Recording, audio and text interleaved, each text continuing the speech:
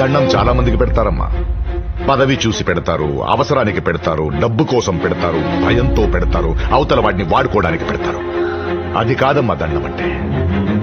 దండం పెట్టేవాడికి ముందున్నవాడు దేవుళ్లా కనిపించాలి. దండం పెట్టించుకునేవాడిలో కొండంత మంచితనం ఉండాలి. వాడికి పెట్టేదమ్మా దండం అంటే.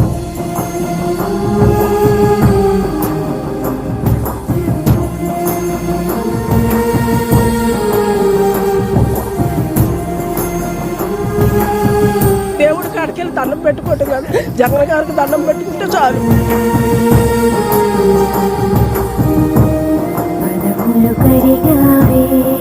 ఈ రాజకీయ జీవితం, ఈ రాజకీయ భవిష్యత్తు మీరు పెట్టిన భిక్ష అన్న.